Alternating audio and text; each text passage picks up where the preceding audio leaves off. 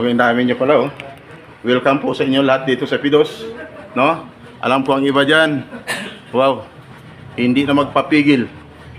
Lahat ng mga issue, hindi adlang. Tama? Narinig nyo ba mga issue ngayon? Magpapahad lang ba kayo? Wala, kasi pag magpapahad lang kayo, hanggang Pidos lang kayo, sunod na araw, no? Ayan, magulo namang isipan mo. Magkapag-isip ka na, mag-people's power na lang ako. No? Huwag kayong sumali sa issue para hindi maapektuhan yung pag-alis nyo. Tama? Kasi bakit? Walang mangyari dyan. Wala kayong sumakay sa mga issue. Sa inyo, focus na lang sa trabaho. No? Ipagdasal na sana 100% ang pag-alis mo, tagumpay ka. Huwag mong isipin na pag nagpidos ka ngayon, okay ka na. Pagkatapos, inaasam-asam mo na ito na yung matanggap mo. Pag oras ng ikaw yung nagtatrabaho, yan pala pagdating doon. Wala naman. Kasi bakit? Hindi lahat pagdating doon ay nasusunod. Tama? Magtatanong lang. Nakatutok yan. Sino mga first, mga ex-abroad? Taas yung mga kamay. Ex-abroad. Taas. Yan. Guys, kunti na lang mga ex-abroad. First timers, taas yung mga kamay. Ang dami. Ang dami mga first timers. Bakit? Wala nang trabaho sa Pilipinas? Wala na? Meron? Bakit kayo alis? Sir, trabaho lang meron. Maliit ang? Sahod? Sigurado kayo? Trabaho lang, sir. Trabaho lang mayroon. Walang kinikita. Oh. Di ba? Sinadya ko yun. Okay. Trabaho lang, walang kita. Kulang sa pamilya, tama? Ako nga, nagtrabaho pa ako sa gabi. Tapos ngayon, dito naman, lecture na naman. Sabi ng iba, anong trabaho mo, sir? Sabi ko, tanod. Sabi ko lang, nakaganito siya. Dito lang sinuot ko. Tanod. Okay, alam mo ang tanod? Sabi di ba? Hindi naman siguro. Kasi ang buhok ng tanod, di ba eh? No? Hindi nakasuklay. Di ba? Oh, iba yung buhok ko. Di ba? Pan-chairman. Oh, pang-chairman. Okay. O, sino papuntang, ano muna? Africa. Dami. Africa. Indonesia. Japan. Hong Kong. Singapore. Wala. Sabi niyo bang kulit nito gutom na tayo eh. Okay. O sino gutom na? Maraming gutom? Di bale, hindi kayo gugutomin pagdating sa part ko kasi actually, mabilis lang naman ako. Pero kailangan, focus, concentrate dito sa akin. Huwag sa katabi. Bakit? Baka mamaya, maging katulad ka. Oh, ilang linggo lang nakalipas. Parang walang pag-iaram dito sa loob ng Pidos. Yan. Ngayon, nagreklamo doon. Kung saan nagreklamo. Sabi ko, binigyan ko ng number. No? Pawala. Nung binigyan ko ng number, wala kasi wala daw. O ngayon, saan ang bagsak? Sa akin pa rin ang balik. O, gusto nyo ngayon malaman kung ano pangalan ko. Gusto nyo malaman? Concentrate. Tingnan mo ako. Huwag mong isipin kung paano ko makauwi. Kasi makakauwi din kayo. Okay? Ang pangalan ko? No? Sabi na, Bisaya siguro to. Sabi ko, ambot na imo. Okay! Ngayon. Hindi mo sir. Ano yan sir? Ha? Yes. May benefits yan. Dito may benefits din. Ang maganda, no? Malaki benefits. Gusto niyo mga first timers makabilang benefits? Tayo sa mga kamay taas. Lahat. Yan. Anong gusto niyo? Malaki? Maliit. Maliit, malaki. Kanina dito magkano? Pag may nangyari sa'yo, pag hindi natuluyan, 7,500. Pag natuluyan ka, no? 15,500 US dollars. Kulang-kulang milyon yun. Wala ka pang isang buwan doon, di ba? Tapos, habang may ginagawa ka, nalaglag daw kabilang paa mo, normal lang yun. Ingatan mo, kapag nalaglag yung kabilang paa mo, hindi mabaon yun. So, okay. Kasi pag sumaba yan, sinasabi na, yan ang sinasabi. Ang mga bayani, dapat laging handa. No, laging handa. Kung ang sundalo, bayani, kayo bayani din na naman ah. Sabi ng iba dyan, ha? Bayani ba ako? Bayani? Bakit? Ha? Di ba? Masarap pakinggan, bayani? Di ba? Bayani! Ingatan mo! Ang sarili mo. Dapat, kung ano ang tutunan mo dito, may apply mo pagdating sa labas ng bansa. Bakit? Iba ang batas dito. Iba ang batas doon. Na konting pagkakamali mo lang, pag nagkamali ka, yan ang sinasabi. No? Lahat ng pangarap mo, magtataka ka. Parang naglaho, nabula. Hahanapin mo, hindi mo na makikita yun. Kaya ingat. No? Ingat. Willing ka talaga yung umalis? Willing ba? First timers? O, magtatanong na ako. Pagkilala mo na. Mayroon yung pangalan ko, no? May ballpen. Sulat mo.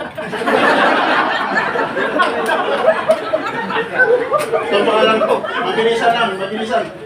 Okay, sana may isulat lahat. Kaya may Mrs. Sam Carbosa, tagapagsalita ng may Papi Dos. Dito na pag-ibig yung balita ng Mrs. Sam, para kinigit na dito na binalisa na pagkalang mga services para sa inyo. Ay iba nagtatanong, Mrs. Sam, ano naman ang mga services niya? Lagi kong sagot, ganito, mamaya, inyo malalaman ang buong detalye sa aking pagbabalik. Naisulat, hindi. Hindi. Kasi mabilis ako magsalita. Ang pangalan ko, Sam. Sa probinsya, Samuel. Dito, binigyan ko na ng kunting level up. Ni-level up ko ng kunti. Sam.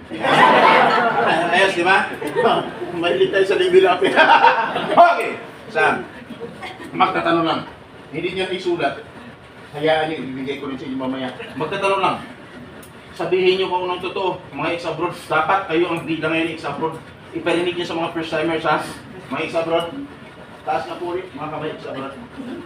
Ex-abroad. Huwag mali na. Oh, thank you. Oh, ex-abroad. Nahiya man kayo. Nahiya ba kayo? O na-nervous lang? Okay. Isigaw nyo. Yung parang galit-galit ka, iparinig nyo sa mga first-timers. No? Marinig nyo. First, ex-abroad. Sigaw nyo, yung totoong nangyayari sa labas ng bansa, hindi lang sa'yo, mag-isa ibang mga OFWs. Ex-abroad. Masarap buhay. OFW hindi. First timers. Narinig nyo?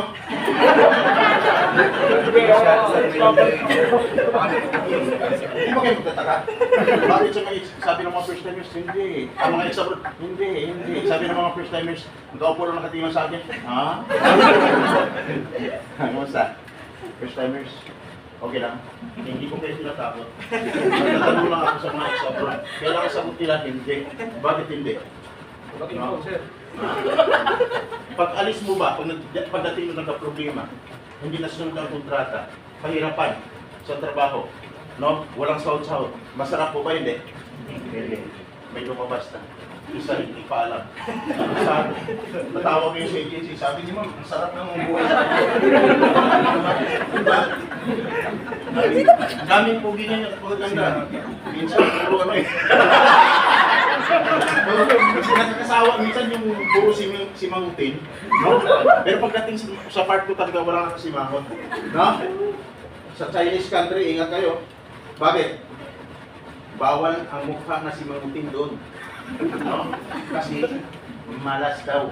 Pero mga Chinese, pag nagpatay ng negosyo, grabe sila, no? Pag nag-negosyo, talagang umasinso. Milig sa negosyo. Okay. Bawal ang simangutin, bawal yung pahaba daw ang yung babalo. Bawal daw, wala namang babalo dito eh, no? Bawal, kaya dapat dito lang ay laging nakangiti.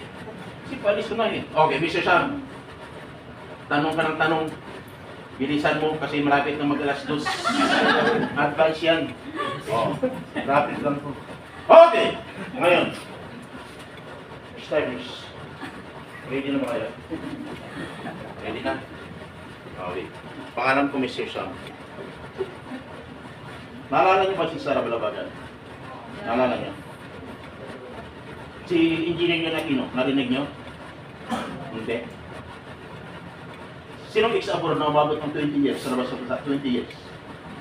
Wala, 15 years. Wala, 10 years. Meron, sir, 10 years ka sa labas sa bansa. Nag-abroad, umalis ka noon, nag-videos ka ba? Saan ka nag-videos noon? Hindi ko na matandaan. Pero, nag-videos ka rin katulad nito, pero konti lang tao. Kaso walang biometric. Wala. Okay, magtatanong na ako. Sir, nung mag-videos ka, nakita mo ba ako doon sa pinag-videosan mo noon? Hindi. Tama. Kasi wala naman talaga ako doon. Ngayon mo lang ako nakita siya noon. Ayun. At least, ngayon mo lang ako nakita. Hindi ko na pabahin ang tweet ko. No? 10 years. Ibig sabihin, sir, si sir, wala pang balak noon mag-abroad. Ako yung nasa servisyo na. Kaya magtanong ako, kilala niyo ba si Sara Balabagan? Halos lahat narinig na. Ano si Sara Balabagan? Ang sagot ng isa dito, nung nakaraan, sir, babae. Si Sara Balabagan ay babaeng OFW. Siya yung household worker na nakulong at tinatulan ng kamatayan sa labas ng bansa. Bakit siya nakulong? Ang sagot ng isa dito nung nakaraan dito, sir, na-rape. Ang tanong, mayroon pang na-rape na siya pang nakulong? Meron ba? Wala. Dapat, kung sino ang nang-rape, sino ang salarin, siya ang makulong. Tama? Makulong at tinatulan ng kamatayan. Si Engineer John Aquino, narinig niyo ba? Hindi. Nakulong din. Isang engineer, maganda ang posisyon, maganda ang profesyon. Pero bakit siya nakulong at tinatulan din ng kamatayan? Nakapatay din ng ibang lahi. Leader pa ng isang grupo. Nung nagkaroon ng pinagtutulungan siya, ang ginawa niya, self-defense. Para may ligtas lamang ang kanyang sarili. So, ang ginawa niya, napatay niya. Nakulong din at tinatulan ng kamatayan. Guys, ang mga problema walang pinipili. Kahit anong profession, ano ang posisyon mo, mag-ingat ka. At dapat magiging handa kapag dating sa labas ng bansa. Walang pinipili kahit anong bansa ka man. Mapa-Japan, mapa-Korea, mapa-US. May mga problema na nangyayari na. Tama? Mapa-Russia. Meron. May taga-Russia dito. Nakasumbuli ko na. Nakulong! At pinatulan ng kamatayan. Guys, ligtas pa rin ang kanyang buhay sa pingit ng kamatayan. Sino tumulong? Walang iba kami dati. Ang dating boss ko, former ambassador ng United Arab Emirates. Former ambassador ng Emirates. Nagiging congressman, NLRC chairman. Kailan mamatay siya year 2013, humiwalay ako sa kanya. Nung humiwalay ako sa kanya, namatay siya. Ako, nanatili na nandito pa rin. Kaya dapat ingat. Miss Susan, ang lakas loob mo pala. Dating boss mo, ambassador, is kailan ka may pangyayari noon sa loob at labas ng bansa. Lagi nakalive yan sa radio. Pag sinabi, sa lungsod, pag sinabi, mula sa lungsod ng Makati, ito si Papa Tro 141, alam mo lang sa pila na may tulong lakas 50,000 watts, DWIC. Ako po yun. Sa isang radyo, pag sinabi, mula sa lungsod ng Manila, ito ang arais nyo sa Mayarbausa ang naglilingkod sa pagbabalita. Ako rin po yun. Sa isang dyaryo, ako si Kagapay natin. Sa isang dyaryo, ako si Latigo ng Bayan. At least para malaman nyo, no? Kaya ako nandito ngayon just in case of emergency. Aalis ka ngayon. Hindi mo lang, akala mo okay ka na. Pero, after mo, napagpidos dito, akala mo okay ka na. Yung pala, may na-discover ka sa akin. Magpakasalamat kayo. Bakit? Batas. Napakaigsi ang pag-usapan natin yun. Isang batas lang. Na dapat, malaman ng isang OFW bago umalis. Na dapat, ang isang OFW bago umalis, dapat siya ay nakapag-sign na ng kontrata. Kaya kung ang excitement mo is 100% kanina, malamang yung 100% mo, mababawasan na ng 20%. Kung ikaw ay hindi pa nakapag-sign ng kontrata. Lahat ba nakapag-sign ng kontrata? Sino nakapag-sign ng kontrata? Taas yung mga kamay. Thank you. Sino hindi pa nakapag-sign ng kontrata? Thank you. Ayon sa batas, dapat bago magpidos, ikaw ay nakapag-sign ng kontrata. Kung hindi ka man nakapag-sign ng kontrata, ibig sabihin, may problema ka. Ano problema? Dahil hindi ka napagsign ng kontrata, bawas na yung 100% na excitement mo, bawas na ng 20%. Ang natira is 80%. At dapat, pag nag-ilos ka, after mag-ilos, bilang na lang ng araw mo, maka-flight ka na. Bakit?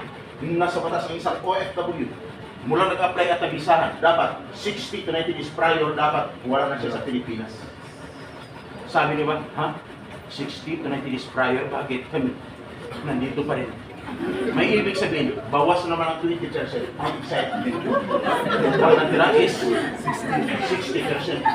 At bakit kailangan ka makalis? Kasi, hindi ka nakapag-sign ng kontrata, hindi ka nakapag-filos, hindi ba siya nakapag-bayad ng placement fee. Tama? Pag nag-bayad ka ng placement fee, dapat sa ang lugar? Jollibee, Chowking, sa McDo, Max, Hotel o Restaurant, wala sa nabanggit ko na lugar, dapat sa loob ng agency. Sabi ni ko dyan, ha? Agency. May ibig sabihin, another 20%, mababawa sa loob sa excitement. Na 60%, at kailan is 40%. At dapat pag nagbayad, mayroon pa kulang resibo. Sabi niya ba, ha? Bakit kami? Another problem. 20% naman ang mababawas mo. Ang natira is 20%. Problema hindi. May narinig ako dyan. Gusto. Oh, magtanong! Dahil nangyari sa'yo, problema, tama? Lahat ng problema may solusyon wala. Mayroon. Anong gagawin? I-inform ng agency. Ang agency i-inform. Huwag baliwalain. Bakit? Sa ngayon maraming gumagamit na para ng agency na kumukuha lang ng pera, malaking halaga, 160,000, 200,000, kasi 100,000 ang sahod sa loob ng isang buwan, yan pala. Hindi naman totoo. Ingat guys. Ano utang kayo? Marami yung utang. Hindi sinasabi. Ingat. Yan. Ingat. I-inform ang agency. Bakit? Pag hindi mo na-inform at nahuli yung suspect sa labas at naikulong, na bilanggo, habang buhay na pati bilanggo yan, damay yung kausap mo sa loob ng agency. Maawa po siya yung agency, i-inform ng inyong agency. Bakit? Anong batas ng nalabag? Batas ng Republic Act 8042 of Anti-Illegal Recruitment or 10022 as amended of Anti-Human Trafficking Violation. This is bakit alam mo? Yan ang trabaho ko mula noon hanggang ngayon. Hindi ko na kaulit sa labas. Kaya kung bakit nakatutok ang kamera ko, minsan nahuli ko sa loob ng pidos. Kasi bakit? Nagbagong buhay na rin daw. Ingat tayo ha. Huwag gayahin yung 150 na seafarers ha. Fresh graduate, mga nurses, kininag ang opportunity papuntang Canada. Ang pakay makapagtrabaho sa bansa ng Canada, 100,000 isang buwan. Kinuha na ng 150,000 bawat isa. Ilang buwan na nagtintay, hindi nakaris. Ang suspect, isang retired na colonel. Inakyat ko dyan. Sinabihan ako, I'm a retired colonel. Sabi, I'm a columnist reporter, Colonel. Sabi, ha? Colonel, huwag natin pabayan ang usapan. Ibalikin natin ang pera ng mga OFWs. Bakit? Pag hindi mo na ibalik, pananagutan mo ito. Habang buhay na pagbirosahan nito sa loob ng tulong. In short, ibinalik sa mga OFWs. Kaya ingat po kayo mga guys. Yan ang trabaho ko. Mula noon hanggang ngayon. Dapat ingat. Si Mrs. ko sino nakatulong sa kaso sa Nilarsi. Nabayaran ng 750,000 yung tatay niya. Nanalo ang kaso year 2001. 2005 hindi ka rin nabayaran. Pinasok namin ang bahay ng abogado sa Quezon City. Pinasok namin na ipagtulungan. Sabi ko, ituro mo ang mukha ng abogado ng tatay mo. Pinatok ang pintuan at tinuro sa akin. Attorney, baka pwede mo kumakailangan. In short, ipagtulungan, binuhay ang kaso. Year 2005, nabayaran 750 yung 1,000 yung tatay niya. Mabayaran dahil libre ang servisyo sa sobrang tuwa. Libre ang servisyo. Sabi sa akin, Mr. Sam, hindi ka man kita na pamirinda no. No, Mr. Sam, libre ang servisyo mo. Ngayon, Mr. Sam, ibigay ko na ang anak ko sa iyo. Kami naman yun. Kami naman yun. Mabala. In short, simple lang. Guys, kung may problema, sa labas ng bansa, paano? Anong dapat nyo gawin? Gusto mo malaman? Walang pinipili ah, magandang posisyon mo ngayon. Pag may problema, may mga pagbabago, ang gagawin mo, i-inform niyo ang inyong agency sa Pilipinas. Agency. Naalala ko po yung isa na yun, massage therapy, umiyak, may balik na buto dito sa dibdib. Nung ngayon umiyak, yan ang tatawagan ko mamaya-maya. Kung saan-saan nakarating ang sumbong. Na, tumatawag na kay Ma'am Sandra. Nalaman ko lang itong linggo. Kaya ngayon, salamat siya. Sir Sam, salamat sa mga tulong niyo. Ngayon tatawagan ko. No? Ang manager daw, o yung may-ari ng agency, nag-aaral pa. Nag-aaral. Okay. Hindi po ganun. I-inform ng agency, pati usapan ng maayos, sabihin ko ng totoo, huwag magsinungaling. Bakit marami na kung dahil sa kasinungalingan. Kagustuhan mo ng umuwi, ikaw lahat mag-shoulder at nagastusin. At okay lang kung mag-shoulder mo lang ay kung kakasuhan pa. Tama? I-inform ng inyong agency, pag hindi nyo makontak, ako ang inyong tawagan. May number ako, 0948-093-9970 at 0963-513-5480. Mayroon? Nakopya nyo? Hindi? Okay. Ganito, gusto nyo madala? I-inform! Kami ang kakausap sa inyong agency. Ako ang kakatok sa pintuan ng agency. Diplomatic way ang aming gawin. Ang purpose lang, mapabilis ang pag-solve ng problema. Nasalip ng isang problema, ipabaya sa matagal na proseso hanggang makarating sa abogado. Magbabayad ka, manalo o matalo. Dito, libre at lifetime ang serbisyo. Ayos ba? Numbers. Ngayon, sino gusto madala ang number ko? Taas yung mga kamay. Dito. Yan. Kung ikaw mas magaling sa akin, guys, pagpaumahin mo na, buhay po. OFW ang aming tinutukan. Hindi lang ikaw, pati pamilya. Sino gusto mong Pilipinas na tagumpay? Taas yung mga kamay. Thank you. Sino gusto mong Pilipinas na may dalang pira sa pamilya? Taas yung mga kamay. Halos lahat. Dahil gusto niyo, ito ang number ko. No? Dito, libre ang servisyo.